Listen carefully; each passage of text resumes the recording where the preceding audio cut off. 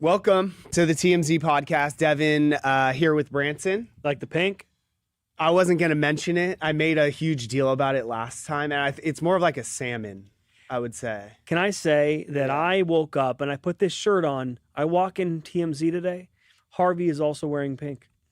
And what do you want me to do with that information? Luca's wearing pink as well. So you're saying, Like, are you saying you some- started a movement? Or Yeah, there's some kind of connection going on this morning, and I think it's pink. Okay. All right. Well, Pink. was pink? Wasn't that something from what's that stupid movie with Mean Girls? Thank you. Oh, okay, there you go. And Really? it's I haven't seen that in a long time. Oh, sure, because I'm pretty sure it's Wednesday today. Oh, I'm not a chick. I haven't. So we will get into the stories. So big news, big update in the Luigi Mangione case. He was in court this morning, and his basically defense put out what his defense is going to be. And it has some huge ramifications with how much time he could potentially get if convicted. Which could be much less. Much less than the murder charge that he was facing. Based on a new defense strategy, I guess you would say. So we'll get into that. We'll cover some more of the Jelly Roll and Bunny XO fallout that happened yesterday. Obviously, broke the story Tuesday night. A lot. You've been working on this. Yes, I have. A lot happened yesterday on social media. Different people talking. He had a show last night. Some social media clues that we will get into.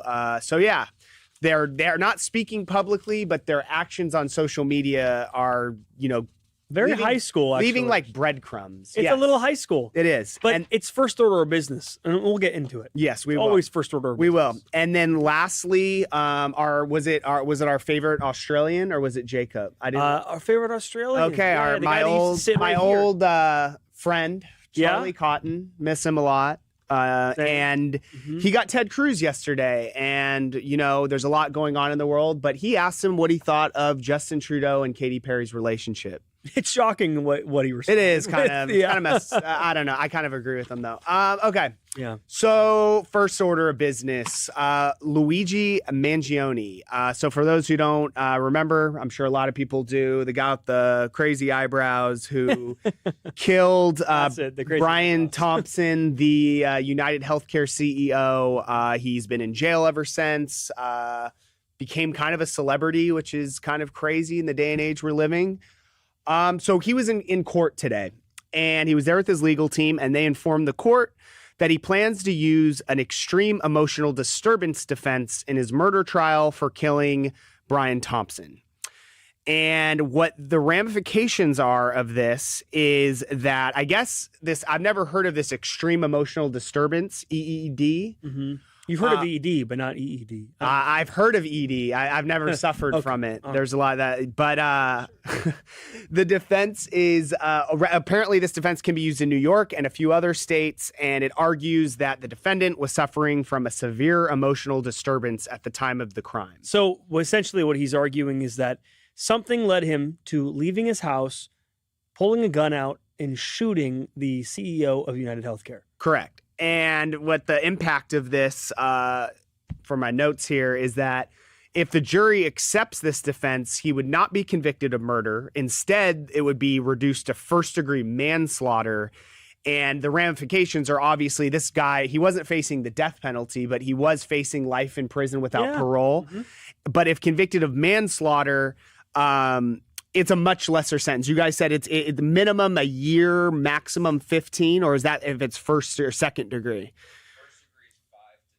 So if it's first degree manslaughter, minimum 5 years, maximum 25. If it's second degree manslaughter, then it would be a year to possibly 15, which, I mean, dude, the guy's 28 years old. That's a massive difference in sentence. Yeah, he'll be out let's say he gets 8 years, he's out mid-30s. No problem. Yeah. Much bigger difference. But the difficulty here, and that it's going to be an upward climb for the defense, because the lawyers are going to have to basically show that his emotion was reasonable and led to a loss of control.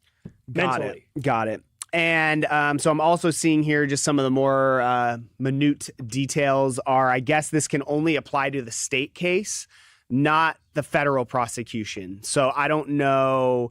So I guess if he succeeds in state court, federal charges could still proceed, where they could, I guess, potentially still try to get him for murder. That's a battle. That is a battle. Yeah. I mean, this is what attorneys do: is they look for any way to help their client get off, or what they feel is a more just sentence. But I mean, this dude went and murdered. We can't live in a society where you just don't agree with someone and you just kill them in cold blood. Exactly. I mean, he didn't do anything violent. This CEO, he didn't do anything, in my opinion. I mean, people have their opinions, like, oh, you know, he's caused a lot of suffering among elderly and people that can't afford health care. And that was like the whole mission, apparently. For sure. But didn't he write he wrote a manifesto. So how is this going to work? Are they going to say that he wrote this manifesto in a panic of like mental distress? I guess. It felt like he had to do this. I guess this is what they do, but at the end of the day, it is the jury who will ultimately decide whether or not they buy this or not. Right, because the average person, I haven't met someone yet who is like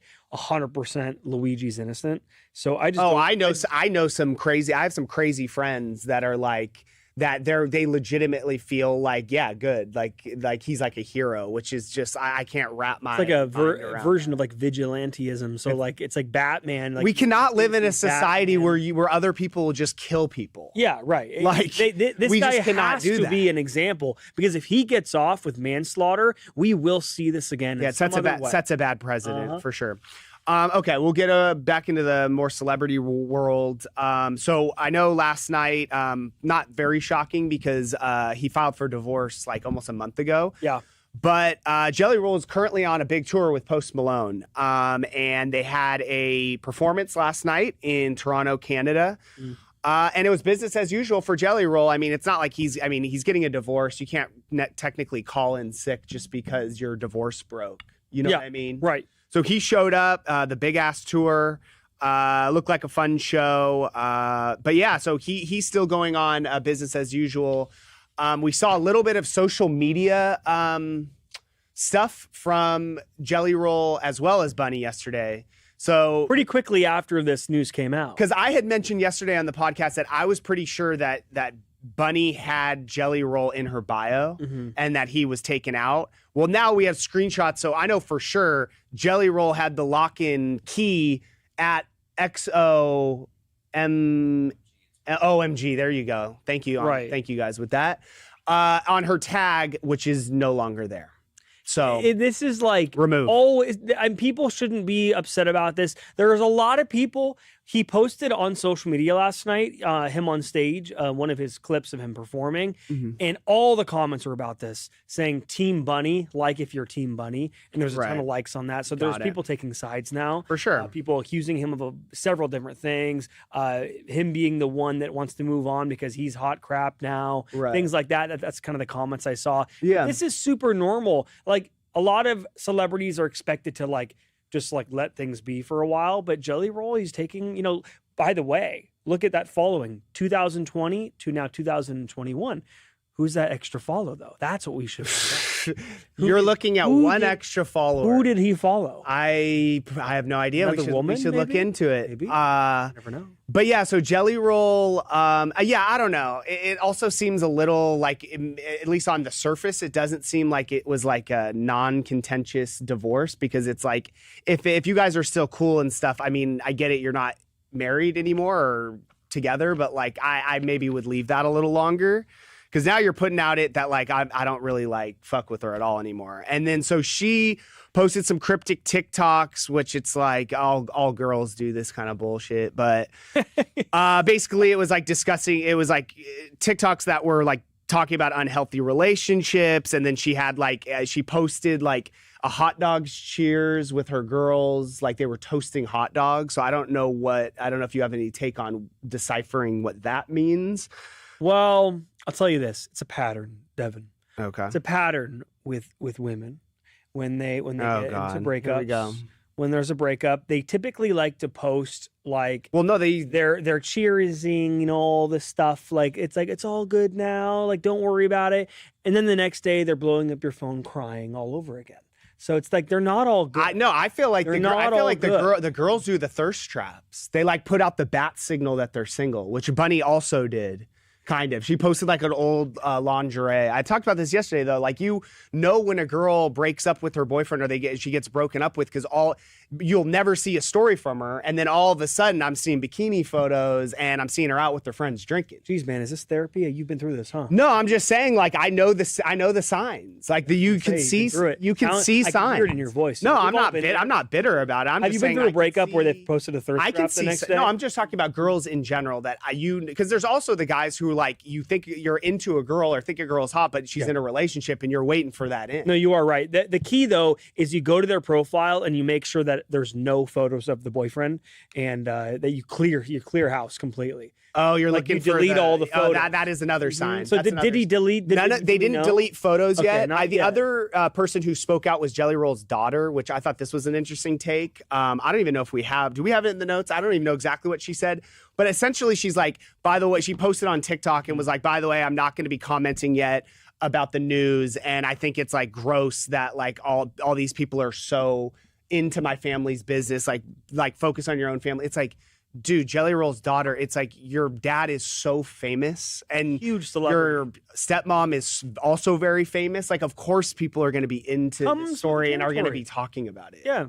So it's like, did you wake up yesterday? Mm-hmm, mm-hmm. Can't say anything because I still want to get him on my podcast. Yeah, I'm not gonna. Hey, love it. Yeah. Okay, so we will finally wrap up with Ted Cruz. Do you know what this clip was talking about? So, Ted Cruz, Charlie Cotton, our very own in D.C. We all miss him. He is out there getting all these politicians, including Senator Ted Cruz, who says that Justin Trudeau is out kicking his coverage with Katy Perry, basically saying and joking that Trudeau is dating out of his league, which a lot of people have said kind of the same thing. Let's hear what he has to say. Hey, I've got a very TMZ question for you. What do you think about Justin Trudeau and Katy Perry? Well, there's an old phrase of out-kicking your coverage, and I think Justin's managed to do so. Is that right? Oh, yeah. Do you think it has any effect? Although, to be fair, I'm in that same camp as well. Do you think it has any effect on US-Canada relations that one of their big guys is dating one of our big guys? Well, I will say objectively, it does prove US-Canada relations. All right, thank you very much. So Charlie is doing one thing. It's kind of like he makes they're doing a good job at making these politicians that are usually like stuffy or very hated kind of relatable. I don't know. That's how I feel about this clip. Like it's like Ted Cruz is kind of funny in this clip. Yeah, he has good comedic timing when he decides to throw it in there. Yeah. And also, would you look at like out kicking your coverage as like an insult? I always felt like I'll wear that like a badge of honor. That means you pulled a hot chick. He was a former prime minister of a country.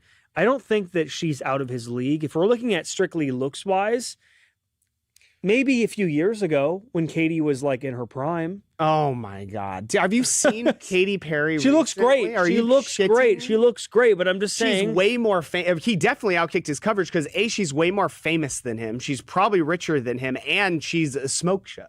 What are you talking about? I'm going to, for the first time, change my opinion right now. I got you. You got me. I agree with you. Yeah. Damn, you folded quickly. I folded pretty fast. But yeah, outkick your coverage. Stubborn. Outkick your coverage is not a bad thing. I always it's like, okay, cool. You pulled a girl that's hotter than you. That's like what you're trying to do. Yeah. Yeah. All right. Well, we don't have time for comments today. Okay. And I got to go learn a pitch that I got to pitch. So yeah, we got to get out of television show. A lot of breaking news. So we will be back. Well, you guys will be back this afternoon. And we will see you guys tomorrow. See you later.